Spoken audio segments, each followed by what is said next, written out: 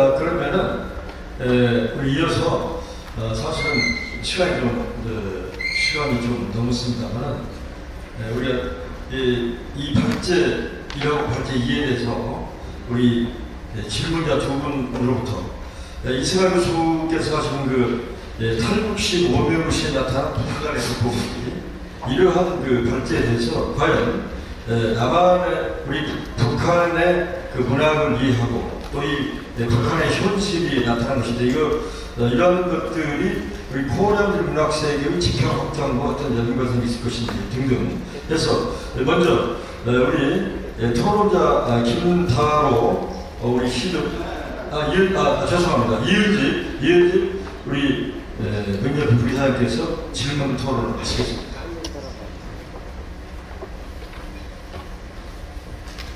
네. 여러분 안녕하십니까. 저는 17,000명의 회원과 66년의 역사를 가진 다 아실 거예요. 한국문인협회에 7분의 부의사장이 있는데요. 그 중에 나이가 제일 많다고 대접을 좀 받아요. 더러 그러면 안 되는데 수석 부의사장이라 이렇게 하는 이은집 소설가입니다. 여러분 뵙게 반갑습니다. 네, 오늘 사실 저도 코리안 드림문학회의 임원이고 같이 일을 하고 있어요. 그렇지만은 제가 문인협회의 부이사장이기 때문에 그런 입장에서도 오늘 행사를 출연도 하고 지켜보면서 첫째는 저도 많은 이런 행사 하기도 하고 가기도 하는데요. 이렇게 좋은 장소, 저는 이런 장소 다른 데서 못 봤거든요. 그리고 팜플렛도 우리 보통 그냥 흑백으로 하고 그러는데 칼날 멋있게 특히 여기에 특강을 하신 제 담당의 이승환 교수님, 제가 평소에 시인이시고 소설가시고 교수님 정연하시고 특히 소설가들에게는 정말 고마운 분이세요. 소설을 평해주시는 전문가시기 때문에 바로 그분의 특강을 듣고 제가 이 자리에 서게 돼서 너무 감사하고 영광입니다. 감사합니다. 그래서 특히 이런 좋은 장소에서 좋은 분 모시고 또 오신 분들도 관심이 많으신 분들 같아요. 이렇게 해서 3박자가 딱 맞았는데 이 일에 이렇게 해주신 우리 코리안 드림문학을 지켜주시는 우리 서인태 의장님, 또 저분은 사실 너무 이렇게 가깝다고 하는데요. 키가 크시니까 형 같아요. 죄송합니다. 하여튼 우리 김효정 코리안 드림문학회의 회장님, 또 뭐보다도 아이고 저도 총무노릇을 48개 동시에 했지만 난 이런 처음 봤어요. 정말 맞아. 겁나는 총무예요. 참 잘하세요. 김상정 총무님. 이런 모든 것이 이루어져서 오늘 이 행사가 돼가지고 참 대단히 좋습니다. 근데 이제 먼저 강의 내용을 이승환 교수님 집에서 여러 번 읽어봤거든요. 제가 그만 좀 눈물이 났어요. 왜냐하면은 저희 할아버지가 독립운동하다 함흥에서 할머니 얻어가지고 이산가족에 또 막 우리 작은아버지들이 6.25에 참전해가지고 거제도 포롱소에 갔다가 우리한테 안 오시고 올라가시고 이런 모든 사연이 있는 저였기 때문에 제가 아주 그냥 참 눈물이 났고 오늘 또 이 강의 마지막에 탈북 작가님들 오셨어요?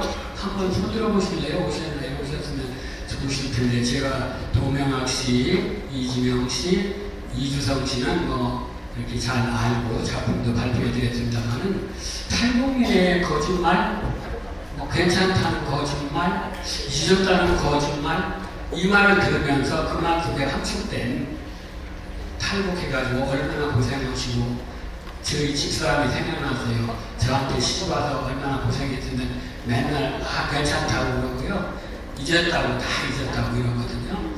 이런 생각을 해보면서 오늘의 강의는 그냥 단순한 강의가 아니라 사실 물어볼 게 없어요. 강의 잘하시는 분은 질문이 없습니다. 저도 선생님 30년 됐지만 질문하면 두 가지예요.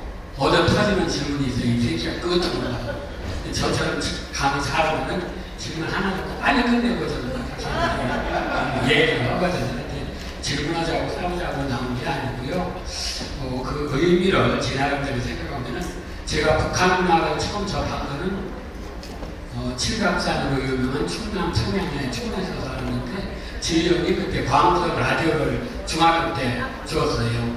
들으면은 그냥 한국 방송 나오다가 샤 하고 북한 방송이 들어오면은 그때 들었던 게 한서야라는 어떤 소설가의 무슨 작품인데 뭐 한일 뭐 김일성 얘기죠.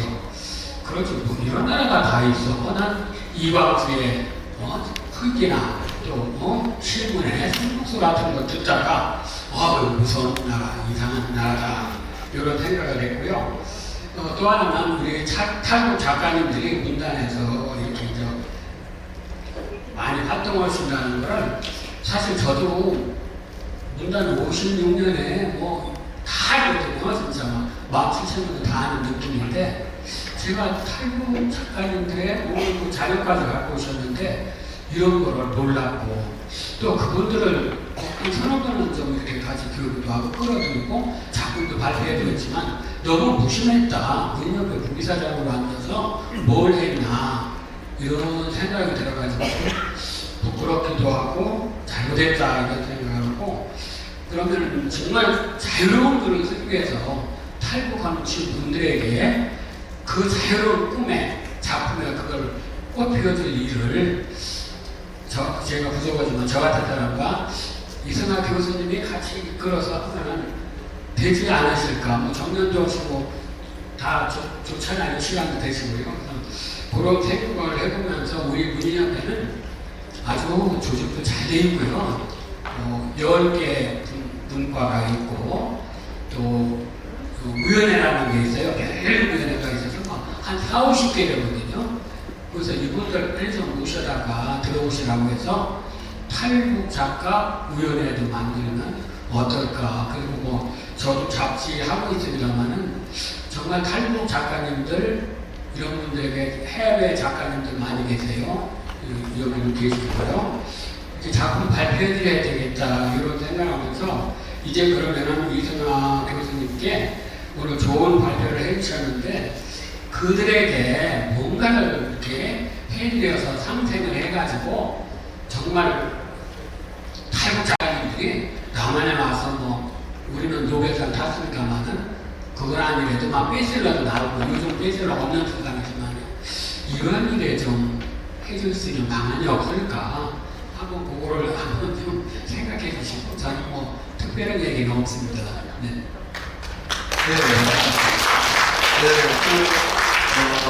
보다 자상하게 또 글도 읽어주시고 또 집안에 그런 글 있었는지 제가 오늘 좀 알았습니다. 그 탈북 작가들이 우리에게 그렇게 잘 알려져 있지 않은 이유 중에 또 하나는 남쪽에서의 문단 기반이 없기 때문에 출판사가 별로 통치 않아요. 언론에서 다루어지지 않고 문예지에서도 다루지 않습니다. 앞으로 우리 여기서 다뤄야 될 작가들이 바로 군에서 내려온 김일성 종합대학을 나온 작가들이에요. 한두 명이 아니라고요. 여기 이제 그 자료에 보자시면 저도 이런 김영직 사범대학에 있는지 몰랐습니다.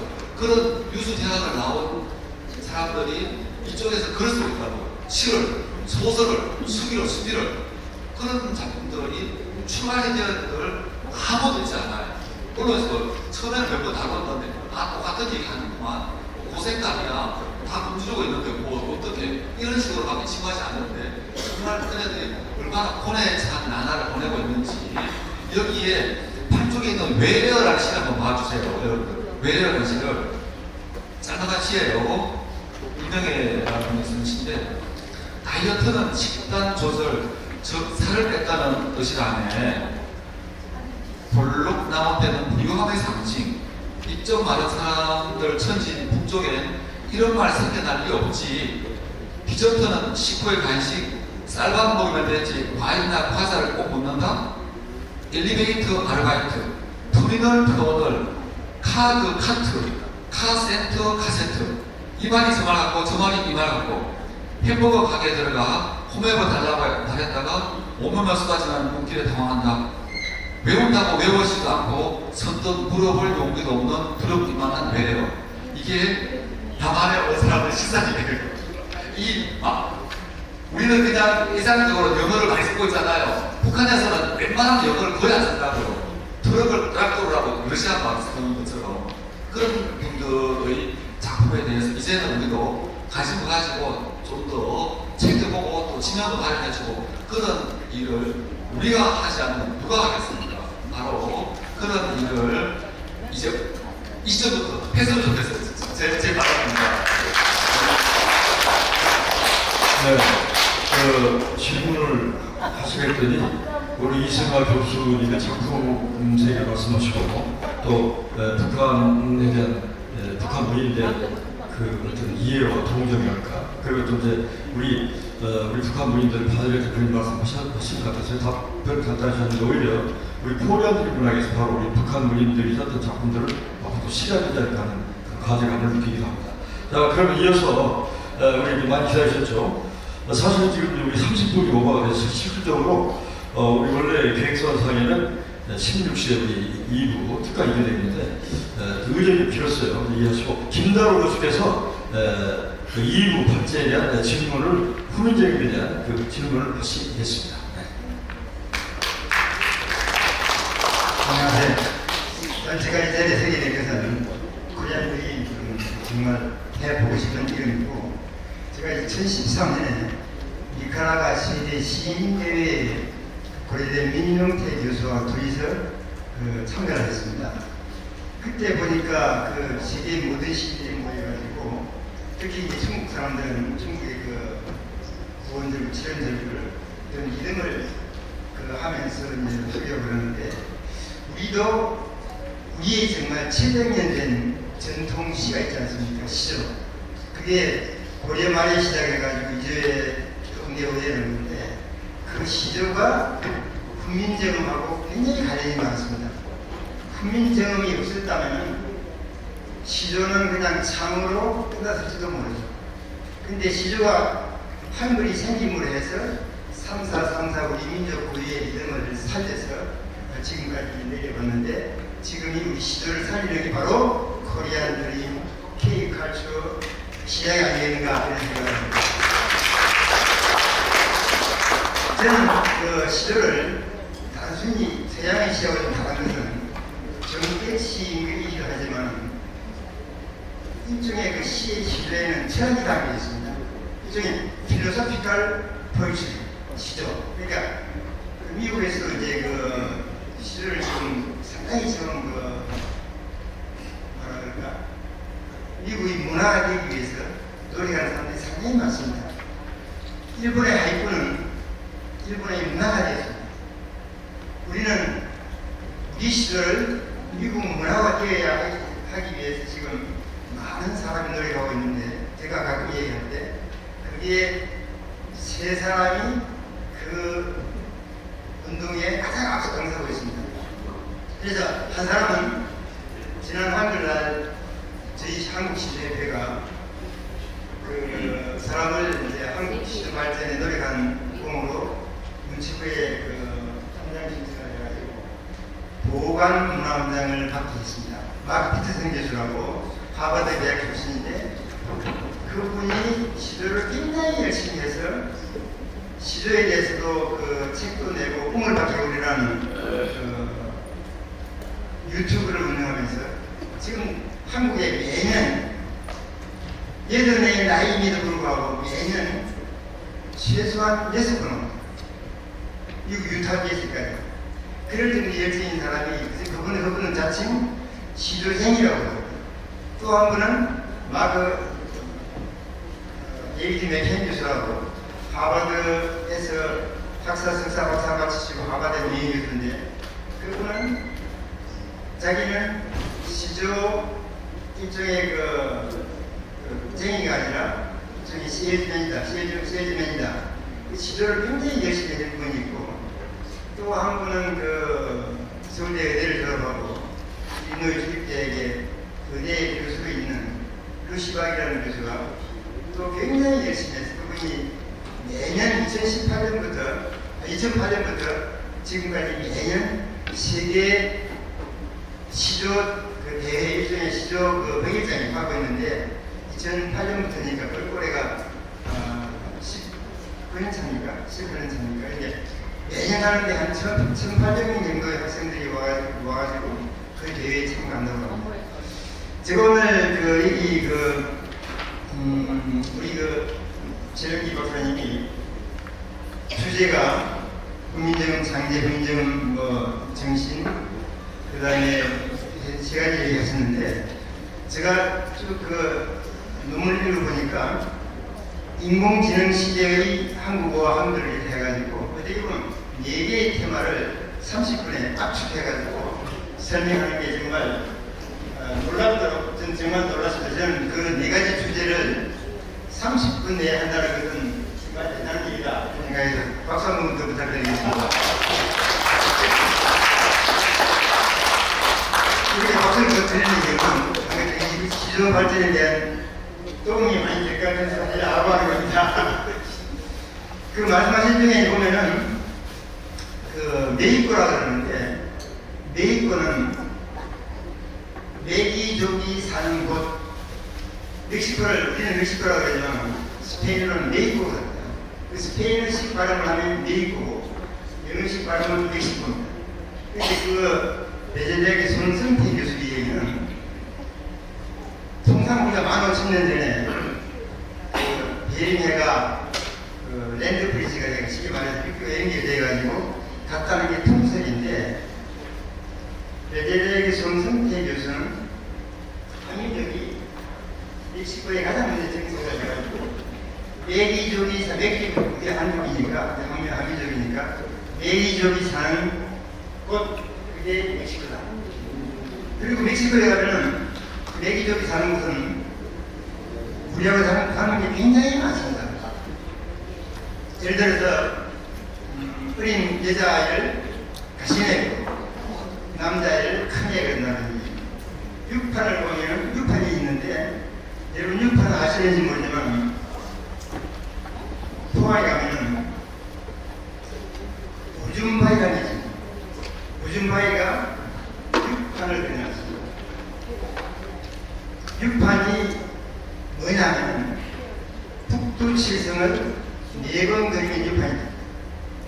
그러니까 윷놀이가 단순한 놀이가 아니라 일종의 하늘의 배를 관측하는 그런 거에 있다는 거죠. 근데 6판에 처음 출발하는 집이라고 하고 돌을 말이라 그러는 것이 멕시코에 있는 그 유족들이 말이 똑같습니다. 그런 말들이 가슴이 하도 많아가지고 제가 말씀드리기 별도라마 최대 베젤 대학의 손성태 교수의 책을 보면 많이 나와 있습니다.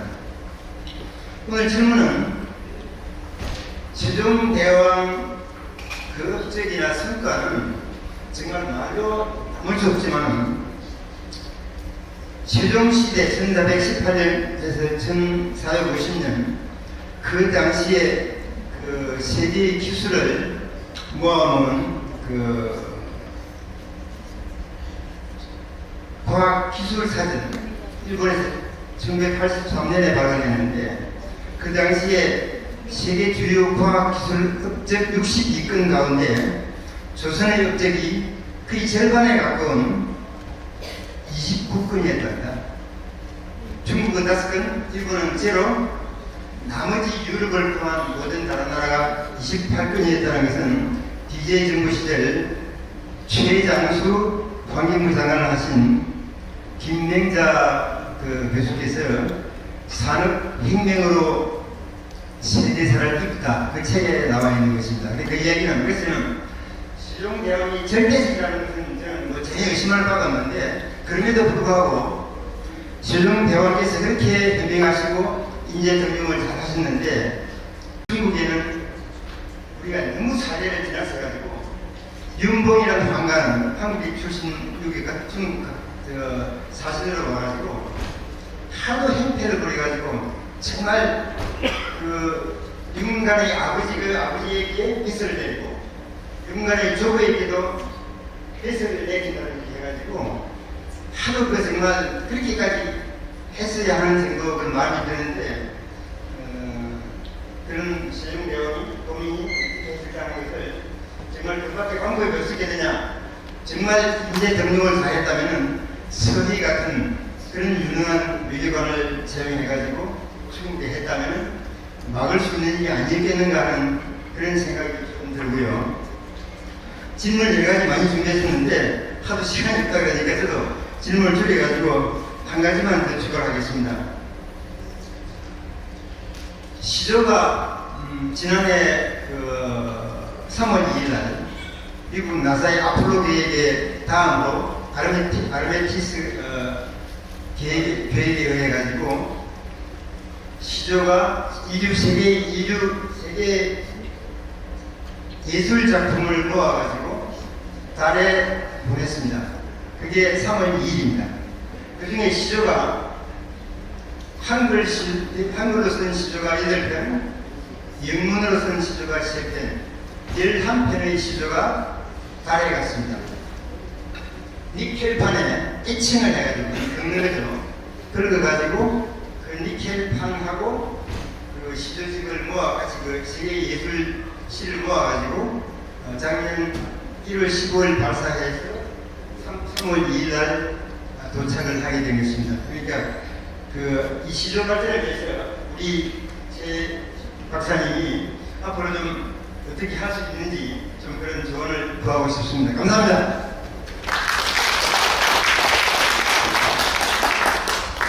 거의 제가 답변할 게 아니고 우리 김다호 위원장께서 추진한 그런 기분 같고요. 첫 번째는 제가 여름 말에 세종의 꿈에서 백성이 행복한 나라 이 부분을 그냥 넘어가는 건데요. 아마도 세종이 그런 유네스코의 우리 가장 훌륭한 나라를 만드는 그런 쪽으로 갈 수 있었던 것은 유능한 인재를 잘 등용하지 않았나. 그중에 이제 과학자를 여러분 이야기를 하셨는데 과학자뿐이 아니었어요. 국방 전문가인 최윤덕이나 이종무 이런 분들, 또 과학자는 아까 이야기한 대로 이 장영식이라든가 이순지 이런 분들이 있었고요. 또 인문학자로는 저는 이제 정인지라든지 신숙주, 성삼 이런 분들이 있었는데 이런 인재를 적소에 잘 인재를 등용하지 않았나 생각이 들어가는데 기본적으로 아까 제가 세종의 고민이 그 세 가지가 있었다고 했는데 저는 이제 명나라와의 문제보다도 더 큰 문제는 저기였다고 봤거든요. 내부적인 갈등 이런 사람들 때문에 그런 어려움이 있었지 않았나라는 좀 생각이 좀 들어가고 시조 발전은 정말로 우리 한국 누구라도 다 같이 노력을 해서 저는 많은 시민들이 있지만 시조야말로 저는 우리 한민족을 대변할 수 있는 가장 좋은 그런 문학 작품이 아닌가 이렇게 생각하고 있습니다. 노력해 보겠습니다. 자, 앞으로 하고 있습니다. 오늘 우리가